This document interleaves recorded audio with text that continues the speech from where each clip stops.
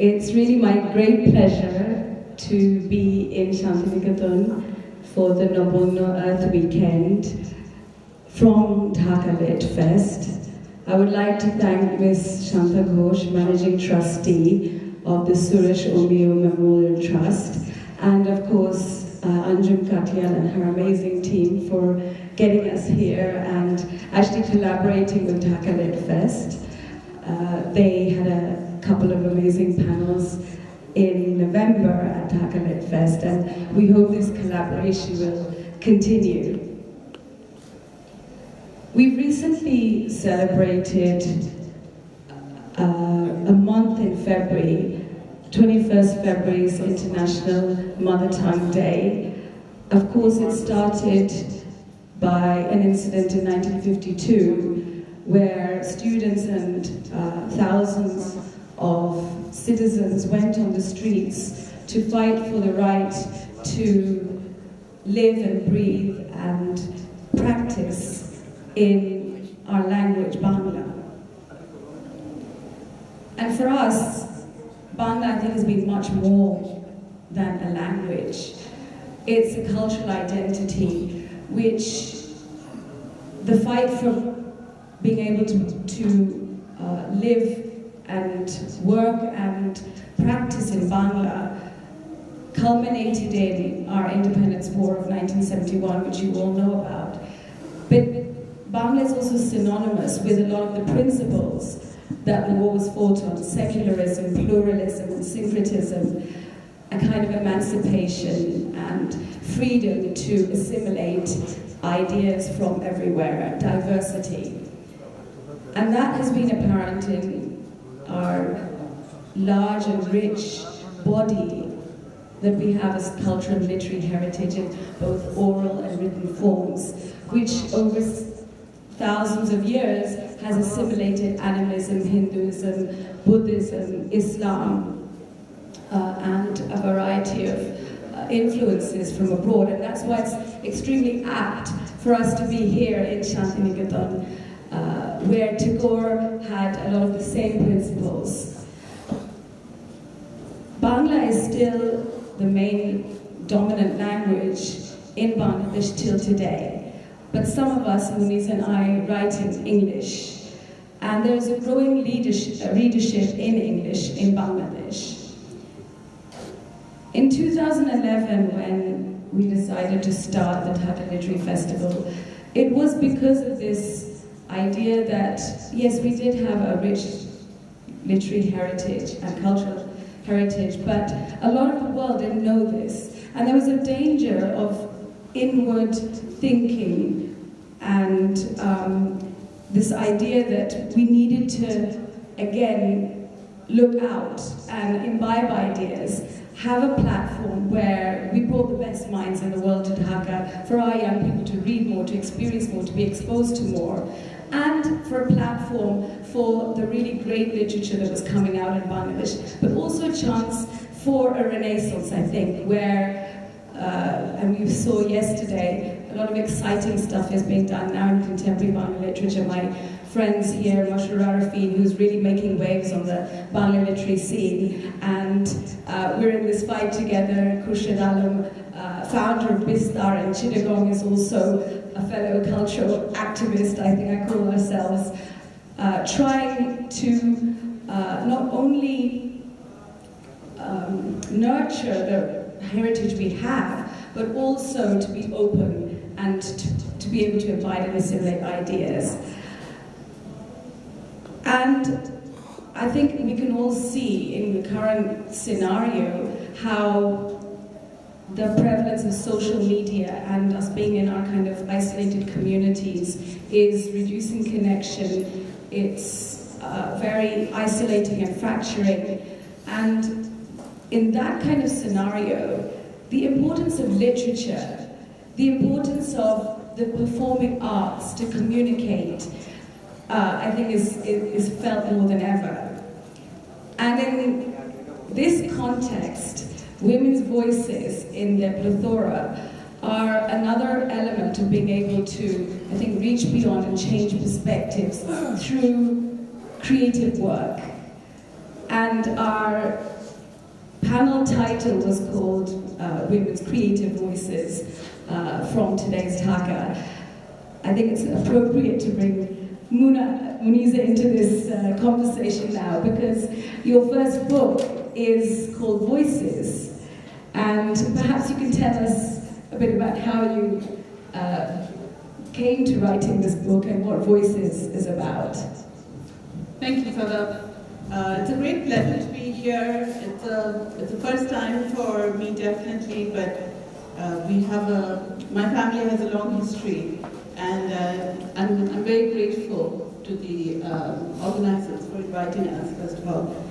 Voices actually came about exactly as you said. It's because there is a wide readership in Bangla. There's also great authors coming out in Bangla, but I think what's happening, and the time that this came out, there weren't that many translations coming out as well. Now we have the Dhaka Translation Center that's doing a brilliant job of translating original books from Bangla into English. And Voices, I think, came simply because anytime you go abroad, there are some very stereotypical ideas of South Asian women.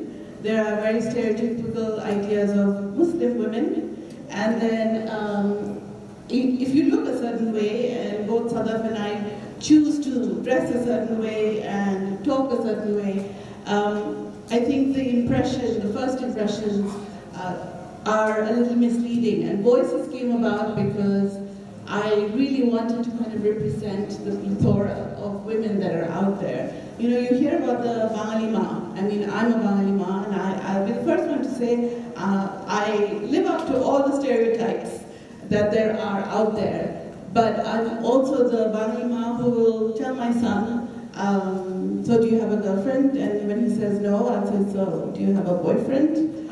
And that's where this comes from. The fact that we can embrace our roots. My mother, in fact, has always said that know your roots, but also feel out your wings. And I think that's what's important, and that's why I write the kind of books that I do.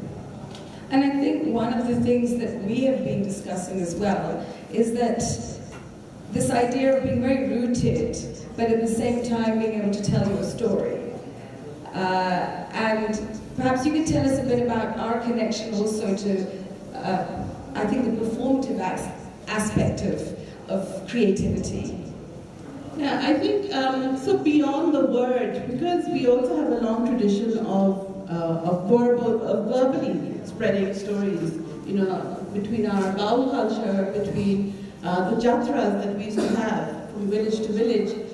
Performance is also, it's a little bit more in your face, and also when you're on the stage, I think it's very interesting because it creates a space for you, and you get that focus, and you can, and the audience will leave, and you're not quite sure who has been affected in what way. So it's about 10 years ago, Sadaf and I, and a bunch of us, we decided, really out of the blue, to do this Vagina Monologues, and it's by Eve Ensler, and it's very much a Western woman's point of view about body image, about sexuality, about identity, and what could that possibly have to do with those of us who are very much based in Dhaka, and you know, all of us have been established into our careers, and then we realized it's because there are certain things that are not talked about, no matter where you're from. Once you become a mother, you're not a sexual being anymore. If you are 32 years old and not married, there must be something wrong with you. You know, once you've hit 40, you must have white hair, and don't you dare try to look pretty. You know, so there are all these body image issues as well. And so for Eve Ensler, when she had the monologues and we read it, and it's very, again, it's very brave, and it's very, you know, our previous panelist used the word visceral. You cannot turn away from it indifferent. And I think that's one of the reasons we decided, let's do this performance art. And since then, I found that when I'm on stage, it's a little easier to take on many different hats. But when you're in real life, when you're performing the role of a teacher, for example, versus when you're performing the role of a mother or a daughter, there are different expectations from you. But when you're on stage, there are no expectations. And that freedom, that liberation, I think, is very different from just the written word. Well, Muna, I would request you perhaps to read out, or I think you'll be able to hear what she means if you would like to. So, my book has actually a variety of female voices. The one that I decided to read out today is, again, to just kind of play with the idea that within the stereotypes of what is expected from motherhood, there are unexpected turns as well. This one is called Snap Luck. You look at me contemptuously and say, "Oh, mother, your days of simple nose rings and earrings are long gone. This is now. It's about expressing our individuality and taking control of our own bodies. You just don't understand. You don't know anything about my life." True. There are things about you I don't understand. No matter what you say, I will never understand this sudden need to pierce your belly button. Or why, as a Muslim, you would want that yin and yang tattoo on your left hand between your thumb and your index finger on a flesh that I took such pains to nurture inside me. But sweetheart, don't confuse not understanding with not knowing. I know all that is important to know about your life. I know that it took me 322 emotional barbs, 2,087 public put-downs, and 14 steps to an elevator to get you to this place. Here, where you can go to some local concert without a fear of judgment, accompanied by a rather scruffy-looking boy. Here, where you can sashay past your father in your cut-off t-shirt and jeans as he watches with muted fury in his eyes.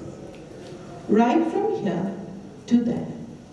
Here to England for a graduate degree, all expenses paid by a father who would rather spend the money on your dowry and find you a suitable man to marry you off to. I didn't want you to repeat my mindless journey from one surname to another, from a Miss to a Mrs. I'd rather you decided on your own title. I had seen a new title in the newspapers, Ms. A title that did not denote marital status. I saw it and thought, yeah, that's what I want for my daughter. A non-status, so you can enjoy being you before you become someone else's. It was different for me. I grew up with my three sisters in a tiny room, borrowing each other's clothes, sharing a personality with our mother. She taught us how to grin and bear, how to nod and smile, how to simmer and whimper silently. But I wanted more for you. I didn't want silence. I wanted words to turn my mule into your roar. And so I bore it, day after day, the emotional whipping of a womb that was incapable of granting a male heir, the mental whopping at the knees on how lucky I ought to feel for marrying the last feudal lord's first son. Lucky indeed. Lucky that one night of strong scotches placed him near a stairwell. Lucky that it was a crowded party.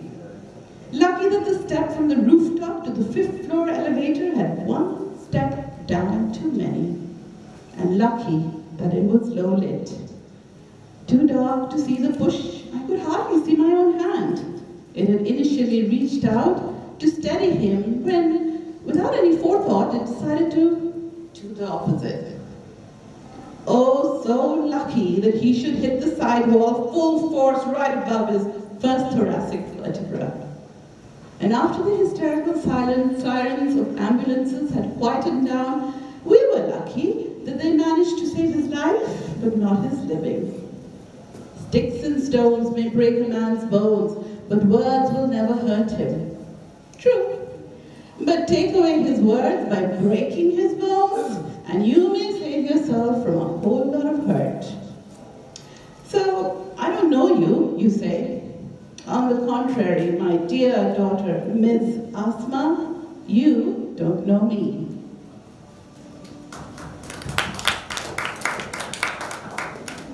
Thanks so much, Mawr.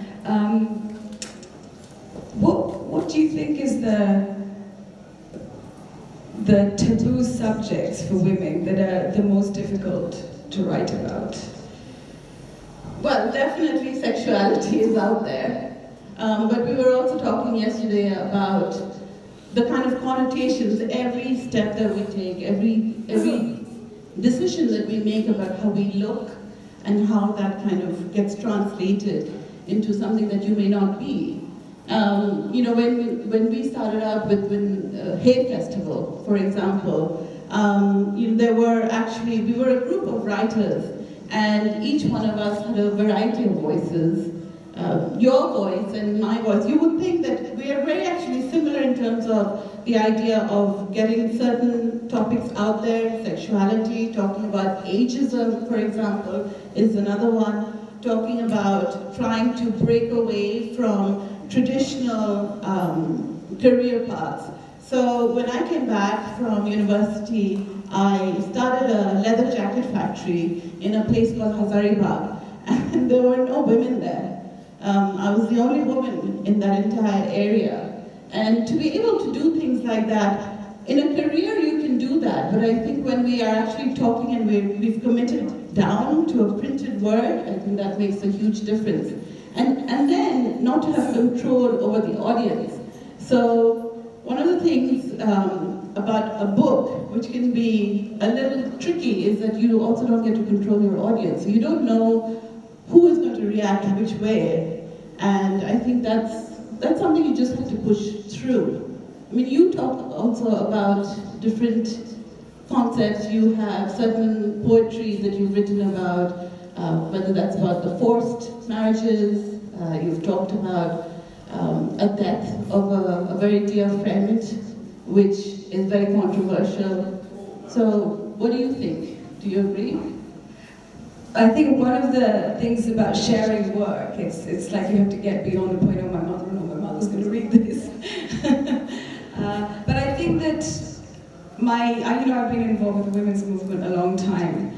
This idea of activism and advocacy for women, I think is completely different to when you're doing something creatively, because you can explore it in all its complexities and nuances, and there can be a lot of grey areas.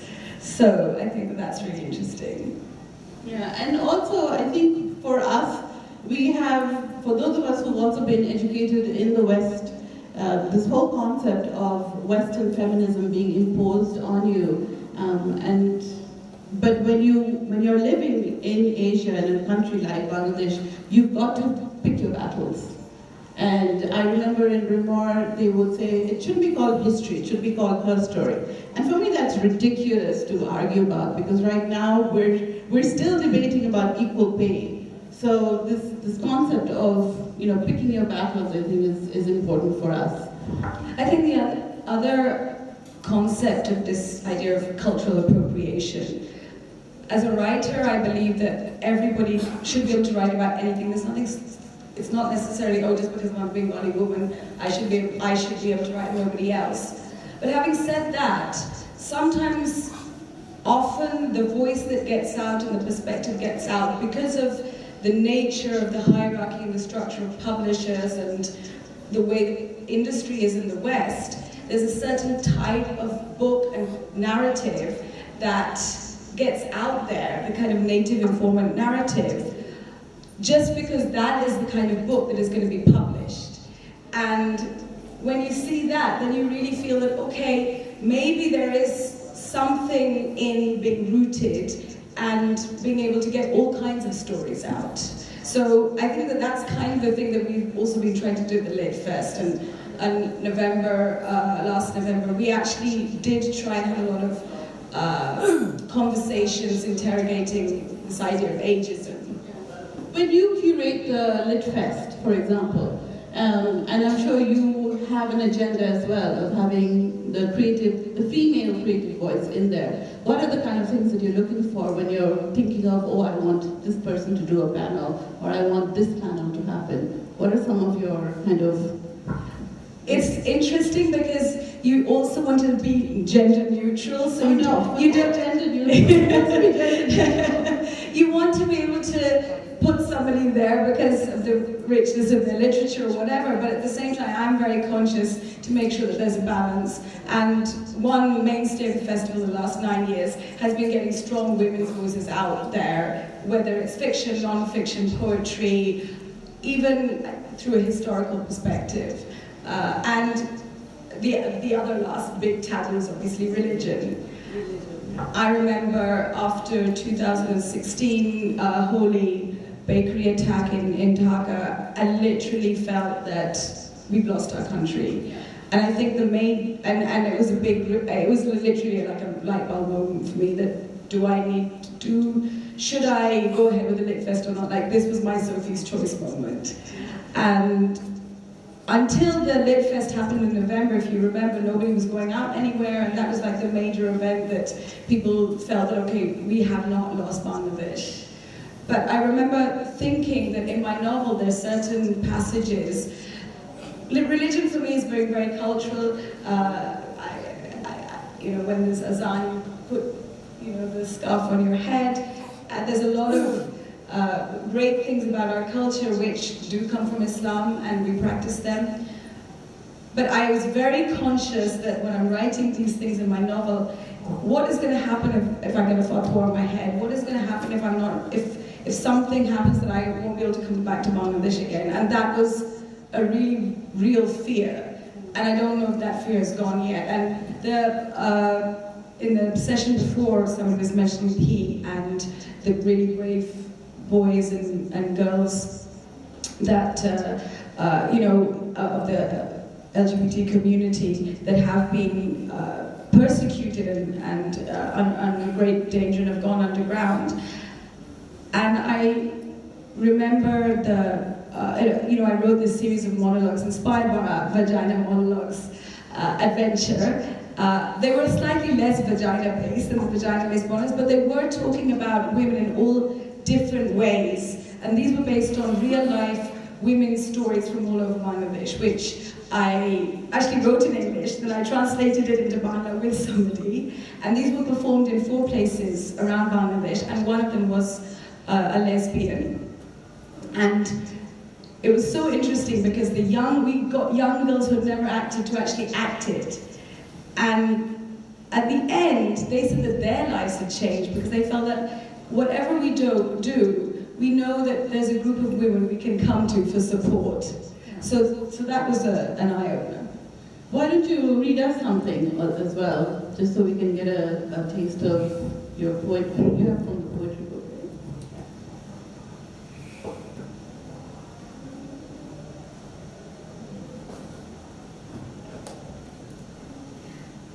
I actually would like to read something, because I'm here in Jatrik. It's in memory of 2 amazing women who I knew in my life. One of them was an activist and the other was an artist. They're very dear to me, they're with me no more. And Tagore also features in this. An artist and an activist. Part 1. Eyes sparkling, energy high, the cliche, everything to give, infectious love of life. That's what they had, these 2 amazing women together. The comfort of girl power. We were all there. Deepa said, "Sing that Rabindra Sangeet." Though not trained, I did. And tears came in my eyes. She valiantly fought every cell to stay, but lost her long battle when it took over till her soul could no more have a home. We continue to campaign for breast cancer, following Heart Unconscious, giving and receiving all life had. Nasreen, laughter and warmth, caring and courageous, fearing nothing for the right way, till this day inspired, by how she lived. No one was too less, nothing was too more for her to be. The day she left this precious place, there was no warning. An accident, she bled to death and took with her that zest. Standing for the unjust, did she pay the price with her life? When laid in earth's bounty, her sister, my dear mentor, said, "Sing that Rabindra Songit, though not trained, I did." Part 2. And tears fell as I picked up red earth, scattering it on her as we said farewell. The following month, I was in Shaleda, gentle breezes in golden afternoon, past the stretch of Bodda, through simple villages, scattering happy children, vast skies of fresh air when I got there. On the cart of the pond, relieved by temporary escape from urban madness, as I sit on the cart at Shaleda, where Tagore wrote his song, the casual soul strumming of an aktara reaches me. Familiarity pervades the old man's hand with a young boy's tone. Though not trained, he sang. Tears flow out of me, his sweet folk style milking me, remembering my own mortality. The presence of something greater in the place Tagore watched moonlights, where I am told he wrote this very song. And I thought of it, the transience of it all. Memories flood in. They had fought for freedoms and asked me to sing that Tagore song. Jogon porbe na mor payer jidnu e bate. When my footsteps will not fall anymore on the path of life, that's when you may not remember me. Sitting on Shaleda's cart, their spirits resonate, and I still do.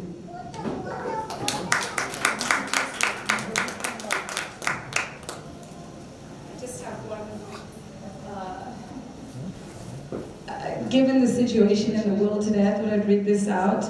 I wrote this in 1991, or just after 91, 92. We had finally got democracy in Bangladesh. 1991, we had an election, and very soon, disillusionment struck, because I just felt, oh, it's the same old people back again.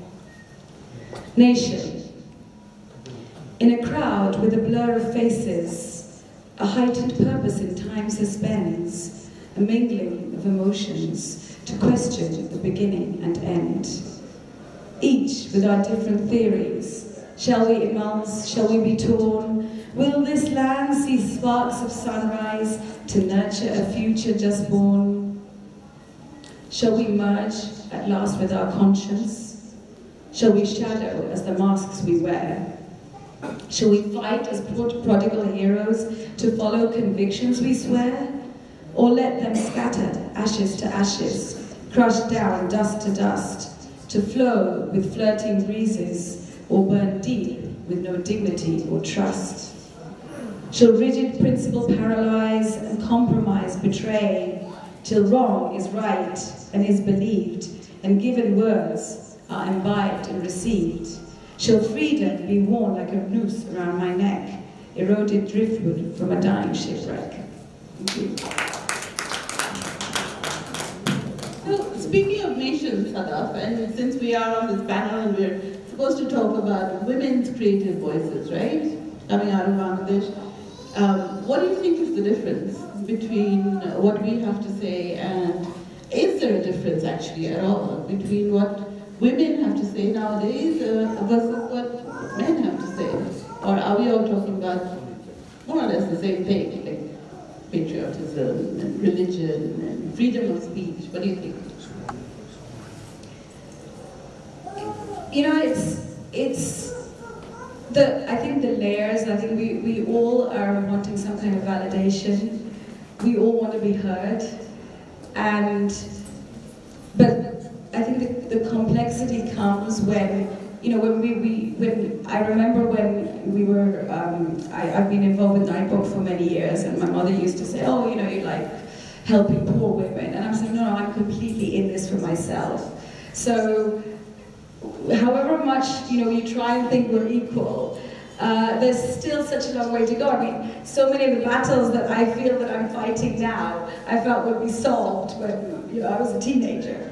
That, you know, in a few years everything is going to be all right. And, you know, I think that even though we're in a context where we are fighting about these big things, there's still no denial that we're in a trolled, I think, 10 times to 1, and the kind of absolutely horrific misogyny that is coming out, and vitriol, which is completely visceral to a lot of the conversations that are going on, is definitely another layer which has to be tackled. And I actually also want to add to that Taslima Nasreen has not done us any favors. She's one voice that's come out, one female voice that's come out of Bangladesh, and everywhere we go as writers, somehow or the other just comes back to us. You know, what are our thoughts about it? Well, what are our thoughts about it as her, as a writer, versus what she has to say? And there are more topics out there to talk about than just what she is focused on. And I think there are also ways to say the story without necessarily getting a fatwa on your head. You know what I mean? In a way, I think being a woman is a bit like literary fiction. There's so many grays, and yeah, I think 20 years ago, I would be like, oh, I would never do that. You know, I'd never compromise on that. And then, you know, life is about, I think, as for everybody. But we have, I think, an array of, an extra array of complexity. Yeah. So maybe I was thinking we could open this up to the audience for some questions.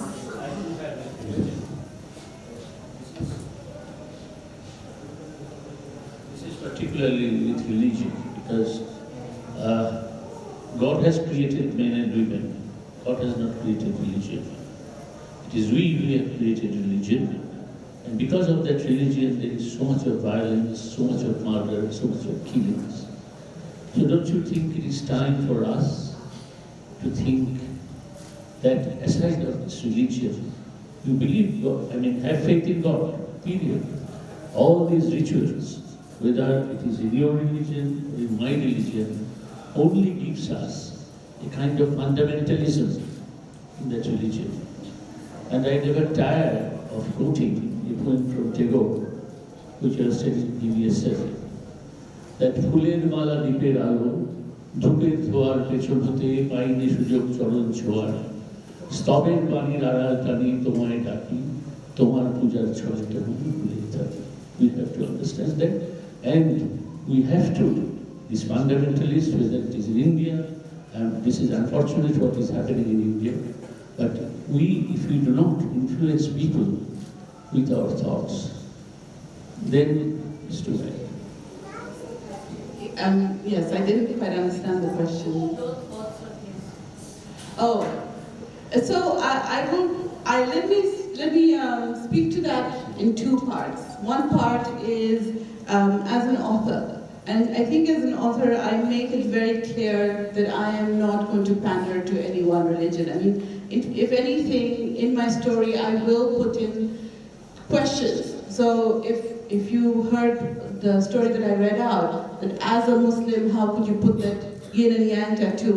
I do those kinds of things, and that's a very conscious choice, because I agree with you that I think religion shouldn't be, as it has become, the cause of disparity. My second part of that is because I'm a teacher, because I get to influence children's minds on a daily basis. I completely agree with you that there needs to be not just acha hole holo nale na. You know, there has to be a conscious choice to step away from this one particular religion is what we're going to follow, and we're not going to listen to anything else. So in the 80s, when I think it was during Eshad's time, right? And he, in order to win the religious vote, he made it compulsory to start our school day with a surah. And it's actually written I don't remember the directive number, but it's actually written in the ministry directive. And one of the things, when I finally got to a position where I could make decisions about the school, is I said no. Fine, we will, if we are going to have a prayer, because I do think it's very important for children to, and I'm only speaking of children because that's who I deal with, it's very important for children to know that there's some energy out there, much bigger than us, some hope. And so I moved away from one Muslim dua, which was, we would start with the Fatiha, and we turned it, I wrote out a prayer where we're just asking for guidance and protection and strength, and where we can help each other. So I think in both my roles, it's a very conscious choice. It's a very conscious choice for me to wear this. And I get criticized for it. I went to Pakistan to attend a very dear friend's wedding, and I got criticized for wearing this. But this is part of my identity as a Bengali woman, and I will continue to wear it. When we talk about the saris. So all of this has now have these religious connotations. And I, for one, think that we need to take very strong stances against it. And I will. I'm not really that worried about the flack I get for it. And I do think that one of the perceptions, having lived many years in Bangladesh, that this idea, you're Muslim first, you're Bangladeshi, you're Bengali first, it's a no-brainer. I mean, I think I've already said how much the culture of syncretism and pluralism means. And in fact, after 1971, this idea of secularism is played out usually in Bangladesh by being pluralistic. So the radio used to play all of the surah and from the all of the different religions from the Bible. So all of the different prayers were, it was prefixed by that. So I think, more and more these things are being, we're being straitjacketed. So I think that certainly going forward, some of the major forces that we're up against is fundamentalism. It also is like corporate interests. Yes. How we also deal with social media is going to be a huge challenge as well. It can be a very positive force, as in the LGBTQ community. They can only communicate now through their aliases on Facebook. It's very difficult for them to communicate by phone or by other methods. So that's a very positive role that social media is playing, but then we see the kind of vitriol that can just go viral in a second, and arguably a lot of the violence that's happening on a face-to-face basis is because of that. So I think these are challenges which are facing. We're also a little lucky in Bangladesh because we have a lot of, so for example, Poila Boishakh is coming up. And Poila Boishakh is going to be across the spectrum. We just recently celebrated Poila Falgun, for example. These have nothing to do with religion. If you come to any of our wedding ceremonies, these have, we'll have the Gaya Halud. Some of us will also choose to have, let's say, Mendi. But I think we are kind of lucky in that way that we get to incorporate, we get to embrace our Bengali culture, and we still, I for one, I do have my faith and I do have my religion, but that's one part of me. I really hope we rise and rise above in what's going on here, that Bangladesh or people in Bangladesh don't feel that they need to react to what's going on in India and react the opposite way. We should actually embrace the idea that we can have a huge secular celebration in Poila Boishakh, Poila Falgun, and also embrace the fact that our culture is enabling this kind of syncretism. I mean, one of the things that I've been studying is the tale of Monosha, who started off as this animist goddess, and in fact, Bangladesh is very interesting because it's a fertile green place which is looked over by goddesses. It's a very female land ruled by female deities and forces, and the she energy is very much there. So Monasha was this animist goddess who was then taken over by the Hindu pantheon, because obviously Monasha was very popular, and to this day in villages all around Bangladesh, the last day of Shravan, on the rainy season, you have Muslim families who have passed the Monasha tale down through decades, and this is not funded by any NGOs or any corporate houses. This is actually funded by the community. Muslim communities are paying homage to Monasha. You know, they will pray 5 times a day, but they will hedge their bets and make sure that Monasha is still taken care of. Yeah.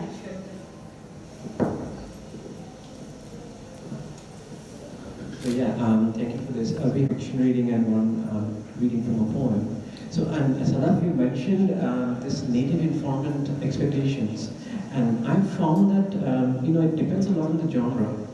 Like a novelist is expected to be anthropological, especially when they're catering to Western audience. In a way, I think it doesn't translate into poetry, because poetry has a completely different generic texture. And I think even if you look at the way these medium is kind of dissipated globally, the novel travels the fastest. And the novel, especially the novel that is written in English, gets this sort of anthropological expectations built into it most convincingly. Poetry doesn't travel in the same way. I think with social media it's a little different, but certainly traditionally it did not. And I think the genre that travels the least is theatre, drama, because drama has a certain rootedness in its immediate setting. It's extremely political. It's probably the most political of all genres, but its politics doesn't become transnational quite as easily. So I find it very interesting, you know, I mean, the kind of expectations of sort of telling the story, you know, a political story or a certain kind of cultural story, how it translates into different genres. So I was wondering if you could talk about that for a bit. If we're talking about English, like translating, or Bangla? English or... Because I'd rather not tackle the whole Bangla and the translation, because I think that's a huge... I'm just talking about, let's say, something is written in English. My point, I think, is the actual publishing of it. So, for example, I think the poetry if published in UK, USA, it would be accessible. Maybe there are 1 or 2 sometimes, let's say, for example, I have some Bangla words. There's enough there for somebody to, I think, get the essence. I think good poetry can travel, and a good novel would be able to travel. Even theatre, and that's what we've been experimenting with. And Naila couldn't be here today, but we've done some excellent productions with Naila. We've both worked with her, and I actually have been working with the last 10 years, and we have made a special effort to produce plays in English, but with a very rooted sensibility. And it's certainly my belief that those plays could be performed in Mumbai and Delhi and London and New York and get that very real, immediate, empathetic, connected response. So I do believe it can be. Yeah, if you're talking about language, it's a different thing, but I think that this play, it's very interesting because it was in English, and we put it on at Mohila Shumit in Bailey Road, which has been known as the place in Dhaka for plays since the 70s, 80s. A lot of amazing experimental and very interesting performances have been put on there for years.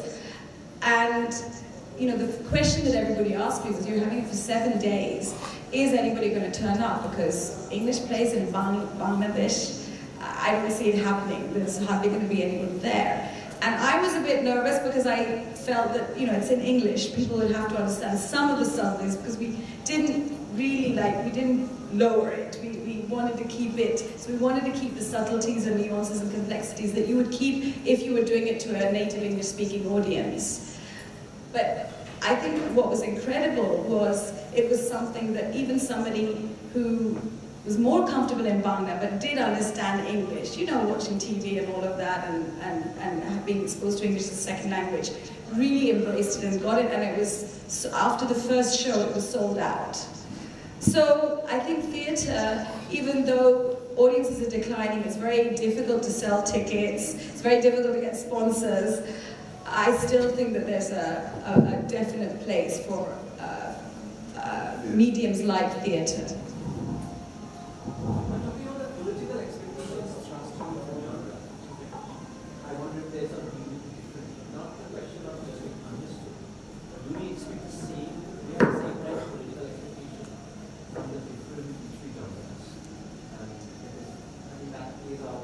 Well, I mean, in that sense, I agree, because obviously a lot of stuff that's happening in UK and USA is very centric to their reality.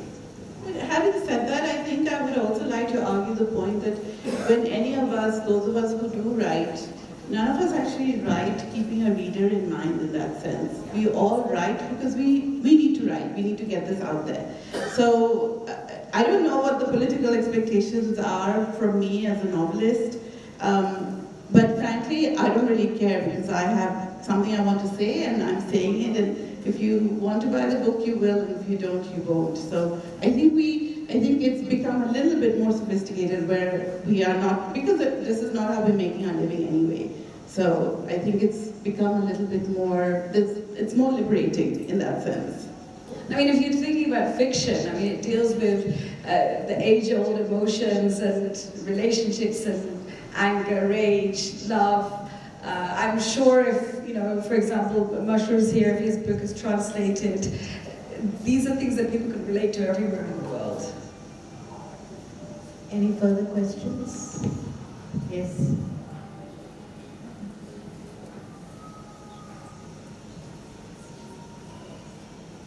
My question is, have you seen the God? Yes or no? This is the first question. Where the God who has created the people and moving the earth around the sun throughout crore years, and the man created by him are clashing each other. That is wrong, that is I, that is a, why we are doing this? This is a this is the terrorism. This is the terrorism. And where 1 degree temperature can South Uttar Pradesh বরফ গলে যাচ্ছে এবং কি হতে পারে, what can I do? So if we do against the nature, what can be the effect? Please tell me.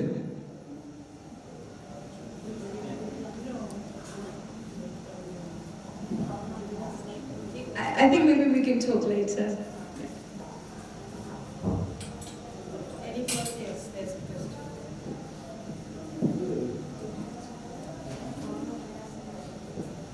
Thank you for that. Very stimulating. I'm struck by the point you made about how one does resistance as a writer. One doesn't have to invite a fatwa on one's head. So exactly, does that translate into a kind of very, very personal ethnography? The only way you can be really subversive of all sorts of institutions is by speaking about yourself, because that's the most liminal space. That's where you cross boundaries all the time. So is that the only way, doing the personal, to be resistant? No, I choose to do it through my personal choices, and like I said, because of my career, because I'm dealing with children on a daily basis. I feel that I should be the one to make it very obvious that we can be all inclusive. You can look a certain way, you can have your faith and your beliefs, but you can still include everybody in that community. So that's my personal choice, because I'm a teacher, and it comes through in my writing. If I had been a businesswoman, like I said, when I was working and it was in a community, there were no other women. Forget women laborers, there were no women in power either in that seat. I don't know what I would have done, but for me, it's very simple. I don't want to be a hypocrite, and I cannot possibly raise a son and a daughter two ways. So if I'm going to raise my daughter to, speak her mind, I'm also going to raise my son to say, shut up and listen. So I'm very, very clear on that. When it comes to my students, obviously, the approach is a little softer, but it's little things. So, for example, our 3-year-olds, the girls used to go and I'm not even making this up. The girls used to play skip rope and hopscotch, and the boys were sent out to play football and cricket. And my thing was why? So, and really all I had to do was say why to the coaches. I mean, where exactly anatomically are you telling me that they have to do this and they have to do that? And the coaches said, actually they don't. So I said, then do it. So, it's these little daily things. And if we are not conscious of it, if we don't make these choices on a conscious level, then a lot of things can slip away. If I choose to take off my bindi because parents are going to be offended on Parents' Day, I've given in a little bit. And I don't want to do that.